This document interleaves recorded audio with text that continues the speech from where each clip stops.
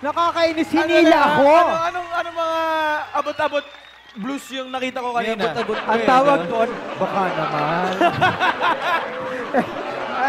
Jay, alam mo na to ha. Ingat ka dito. Matinik to.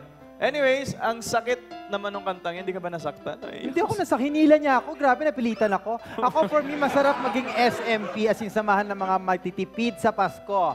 Pag single ka, less gastos. Hindi naman. Pag single ka nga, mas mo nabibigyan ng napagbibigyan mo yung mga guilty pleasures mo. For all you know, malalaman mo, yung nagastos mo, na yung alam mo na, nagastos mo na yung Christmas bonus. Nagastos mo na ba sa kanya? Ayun, kaya pero pala. Pero sabihin ako, anin mo naman yung iniipon mo if no one to share it with. Diba? Diba yun? Tsaka mas masarap pag may kasama ka sa Pasko.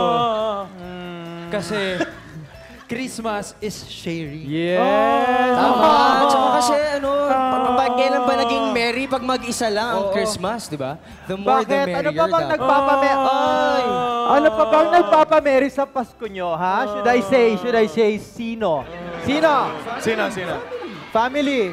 Bukod sa family. Ang showbiz nyo. Career and family. Yes, yung pagkakasabi mo ng career, ha? Career and family po. Ken, sa'yo. Yung mga fans, yung mga supporters. Yun.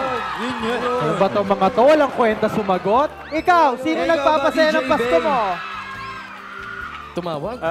And we'll be right back. Yes, DJ Bay for sure. Sa dami ng mga pagkain ngayon, Noche Buena, hindi ka mahihirapan na maghanap ng mga nire-request sa'yo. Kagaya ng hilaw na mangga. Naku, forte ko na yan. Oo, mga paglilihi.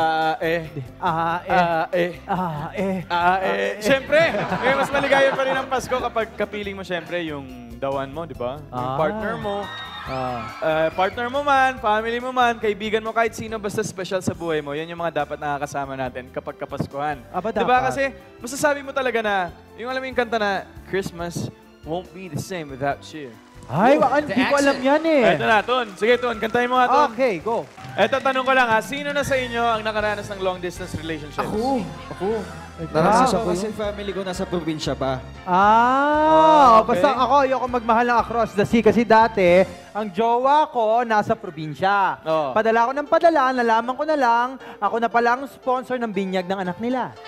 Ayun ang nangyari, hindi man lang ako nakahawak ng kandilang may ribbon. Grabe kaya kasi hindi mo muna sinisigurado eh. Di ba? And speaking of LDR, ito ang awitin sa inyo para ni Ken-chan. Go, Ken-chan! Timer! Ako na muna. Timer starts now! Go! Basa! Ako. Mula kay Jenetta Bason, ano po magandang handa ngayong Pasko? Ihanda mo ang sarili mo dahil wala kang matatanggap na bonus. Okay, next. Ano pong pinakamagandang exchange gift sa boyfriend kong babaero? Uy, kalayaan. Go, Jake. Ito, bakit kaya kung kailan okay ka na, sa magpaparamdam si ex, if you feel okay, don't ask why. Yes! Ano pong dapat gawin para makalimutan ko siya? Tumingin ka sa bills ng nakasabit sa ref mo. For sure makakalimutan mo yun. Correct, tama. Ano pong gagawin ko? Sa sobrang lamig ng Pasko, nilalamig na rin yung GF ko sa akin. Punta ka sa Wawawin, may libreng jacket doon! Yes! Question! Ano pong gagawin ko para hindi ako iwan ng relasyon ko? Ikuha mo ng bahay pero nakapangalan sa'yo.